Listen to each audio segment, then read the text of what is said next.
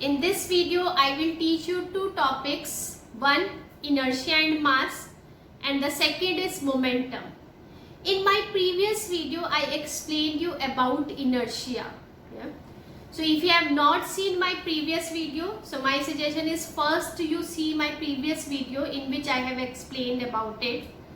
Now I will explain in this video what is the relationship between inertia and mass. So without wasting time, let's start the topic. What is inertia and mass? This I will explain you with the help of example. There is one box, this is empty box. And this is another box which contains so many objects. Now tell me which one will be more heavier. So yes, this one will be more heavier. Now second example, this is a football and this is a stone. Which one will be more heavier? Yes, very good. The stone will be heavier. Third example, this is 5 rupee coin and this is 1 rupee coin. Which one will be more heavier? Yes, 5 rupee coin will be more heavier. So when it will be more heavier, it means its mass is more. And when an object's mass is more, that's why its inertia will also be more. So in the first figure, you can see that this object which contains so many things, its mass is more, that's why its inertia will be more. In the second one, the stone will be having more inertia. In the third figure, the 5 rupee coin will be having more inertia. So how the inertia is measured? Inertia is measured by its mass. It means that if an object's mass is more, that's why its inertia will also be more. So we can say that inertia is directly proportional to mass.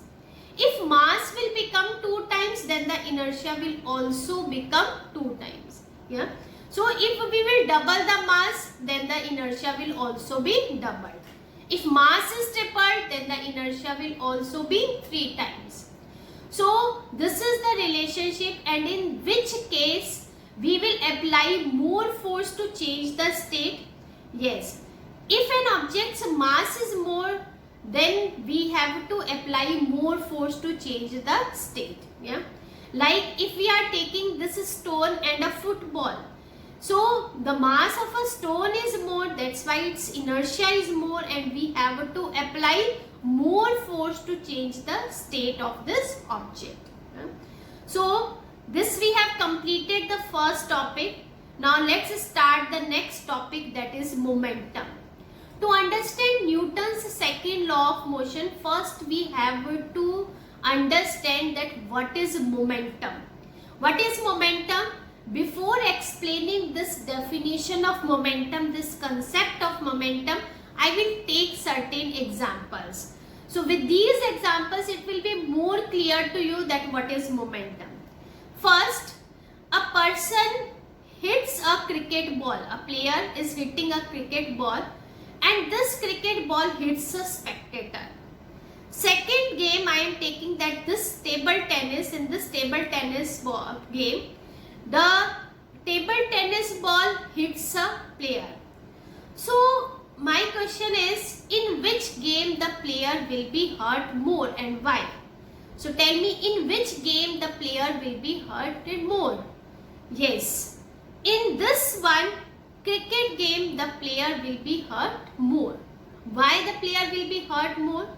Because the cricket ball mass is more, and in this one tennis ball mass is less. It means that if an object's mass is more, then the impact on a body will also be more. Yeah? So if we are taking in this case, the mass of this table tennis ball will be less. It is very less. That's why the player will be hurted less. So it means that mass is one thing which can impact an object. So another example, if the mass of an object will be same. So I will take another example. In this case, like this is a bullet. This bullet is in the rest position. Yeah. Same bullet we have taken. This bullet is in motion position. Yeah. So if a bullet is in the rest position and same bullet has come in the motion position, so mass of the bullet is same in both the cases. Yeah.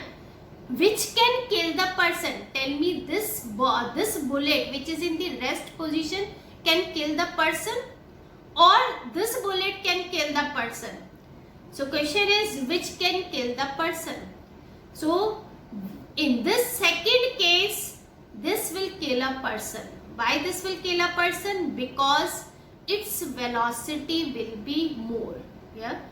It means that if a object's mass is same, then the velocity can also affect an object. It means that two things are there which can impact on a body. Yeah. In the first one, I have taken that the cricket ball hits a spectator. It means that the mass of the cricket ball is more. So one thing is mass and the second is velocity. Second, velocity I explained, like if a bullet will come in the motion position, then it can also impact a body. So one is mass and the second is velocity, which can impact on an object. So when we are combining these two things, one is mass and the second is velocity, these two things when combined together, they are giving us a new quantity, physical quantity. What is that quantity? That is called momentum. So what is momentum? क्या होता है momentum? That is the product of mass and velocity. Product means multiplication. So if we will multiply mass and velocity, we will get a new quantity in physics, that is called momentum. This momentum is represented by small p, mass is represented by small m, velocity small v. So p is equal to m into v, and mass unit is kg, velocity unit is meter per second. That's why momentum unit is what? Kg meter per second. Yeah. So what is momentum? Is which quantity? Scalar quantity or vector quantity? So velocity, tell me, velocity is which quantity? Scalar or vector? Speed is scalar quantity, but velocity is which quantity? Vector. So when velocity is a vector quantity, that's why momentum is which quantity? Vector quantity. Yeah. So momentum is vector quantity because the velocity is a vector quantity. Now the thing is, how can we change momentum? Suppose we have a object, this ball is there, and this ball mass is 1 kg and it is lying in the rest state. What is this velocity? 0 meter per second. Now we have to change the momentum. What is momentum? Mass into velocity. Now if we will apply force on this ball, so what will happen? Its mass will remain same because we have applied force on this object. So mass will not change. Mass will remain what? 1 kg. But when we are applying the force, then its velocity will increase.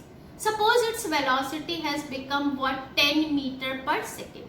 So thing is, how can we change momentum? By applying force, we are changing the momentum. So if we are taking initial momentum means the momentum which is before applying the force. So what is that momentum? That is mass into initial velocity, and initial velocity is represented by u.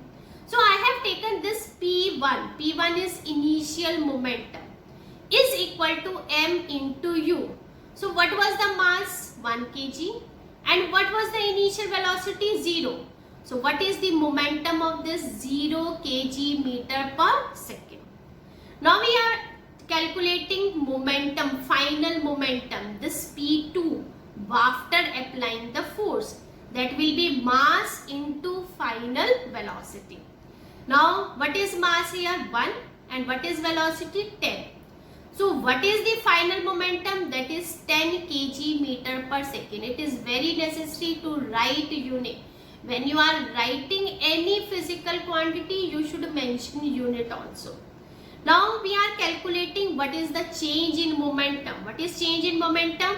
Final momentum minus initial momentum. We will never write initial minus final. Always it is written like that, final minus initial. So final momentum minus initial momentum. What was final momentum? 10. What was initial momentum? 0. So what is coming here? 10 minus 0 is equal to 10 kg meter per second. So in this you can check that we have not changed the mass by applying the force, but we have changed the momentum. Why the momentum has been changed? Because by applying force, its velocity has been changed. So the thing is, how can we change momentum? By applying the force, we can change the momentum of an object.